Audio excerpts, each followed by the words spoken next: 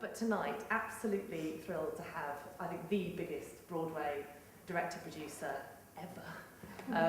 No pressure, Hal. 21 Tony Awards to his name, and many, many shows that all of us know and love very well. Currently here, getting ready for a show at the Chocolate Factory, Paradise Found. I'd love you to welcome Hal Prince.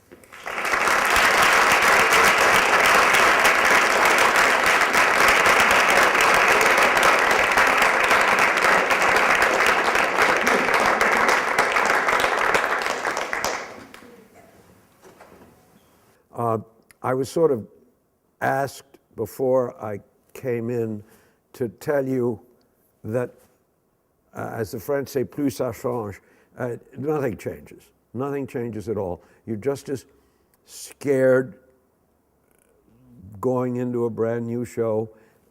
55 shows later, it turns out somebody counted. Not me, I'll tell you. But you know, it's true. You just, no matter how much you learn, and you do learn, you learn from experience. You usually learn from the mistakes, not the shows that really worked. They're sort of past history and they worked, and you generally put them in, oh, that was a miracle, that happened. And the rest is all your fault. Whatever didn't work is something to badger you and in fact, make you learn. What I got from the talk today and what I was inspired, just so great to hear a real old school Broadway producer chatting about his life and shows that I've loved, and the creative involvement as well was so inspiring. I think that's something that I really, really want to hopefully do in my career. Now, of course, producers never stop looking for money, and there's a lot of money out there. There's not a lot of taste. So basically, what happens is they second guess everything all the time. They're always saying, well, that was a hit, so why don't we do something just exactly like that? Which is, of course, exactly the wrong thing to do. What you want to do is something that no one's seen. I think, well, for me, what stuck out the most was him talking about what is success, what is failure, how do we find that, what's a hit and what's a flop, and just kind of taking that back into the work that we do and thinking, how do we define success and how do we define failure, and should we be pigeonholed by that? But, so I did stage manage. It was a hell of an important thing to do, probably as much for producing as anything else, because I learned very quickly where your money went, and how to spend it expeditiously, and how to see what that money provided on the stage, and how to say no. I had taste. I think I was blessed with good taste, probably from birth, for all I know. But I certainly, one of the things that made me good at producing was that I knew to say no to great directors who would come and say, oh God, if I don't have that. And I had the confidence of my taste to say yes or no. Often yes, but just as often no. I love some of the bits he said about talking about directing and how he started as a stage manager and as someone on production and working behind the scenes and really observing things, because that's a position that I've come from in directing and not necessarily acting. So for me to hear somebody who's done that and been so successful going that route, it's very inspiring. The secret of my success as a producer was that and I was very young. I started producing when I was 25 on Broadway. So I had a just very lucky life. I had a huge hit the very first time out, and with two partners. I was the third wheel, but I was a pushy wheel, and I had confidence in my taste.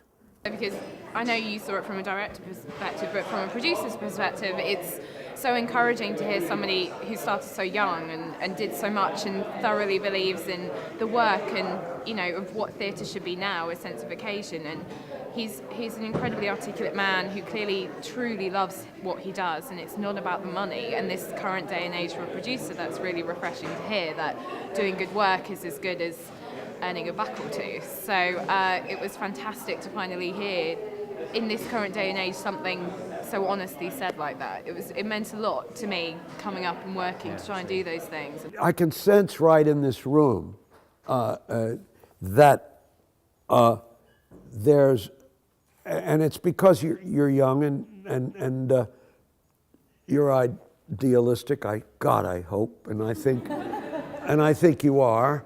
So really, stick with that. And it's hard to have courage, but then hell, why are you in the theater if you don't have courage?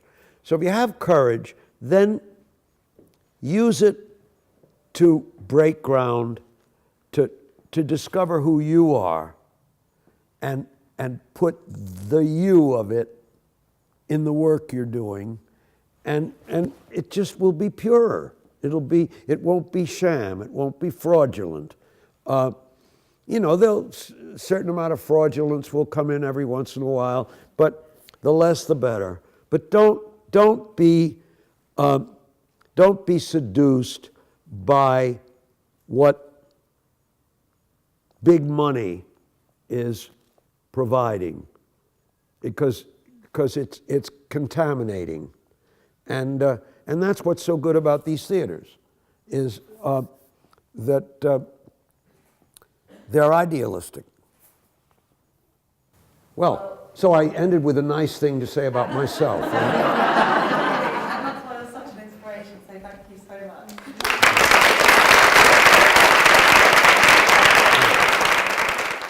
Well, we were just saying, actually, I think you find connections here that you wouldn't elsewhere, and London can be a very intimidating place, particularly coming into theatre and working in a world where it is quite old, and there are a lot of people that have been doing this for a very long time, and this programme just gives you the opportunity to meet people who are like-minded, which otherwise you may never, and that's generally quite rare. And having similar age and similar challenges and just being able to collaborate on a very open blank canvas with no judgment whatsoever is incredibly needed, I think, and I think we all appreciate having that available to us.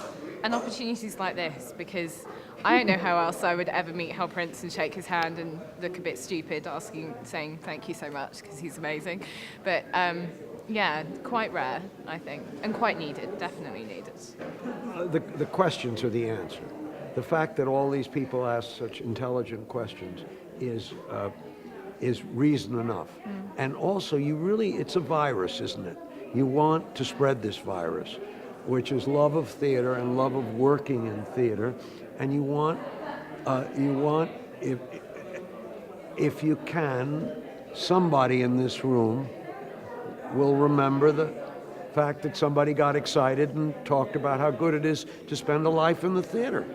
The idea of working with a team, like I'd love to find that composer and that director that you just gel with and work together until it all goes wrong. Yeah. Or you have a hit. Yes. Slash success. Slash success. Slash flop. Thank you very much. That's okay. Thank you. And was there anything like this when you were first coming up through the ranks? No, not as much, but they didn't have to be, because the sense of community in the theater was such that as a very young man, I met everyone who you've ever heard of who worked in the theater. I knew Rodgers and Hammerstein. I knew Lerner and Lowe, and they were all older than I, but I got to know them all, and we all were friends, and they were encouraging. There wasn't this terrible sense of competition that there is now, but the competition is real. It's because there's so little opportunity. There was vast opportunity for everyone, and so people were encouraging. Well, thank you so much. Well, I loved it. I had a great time. And that's a wrap.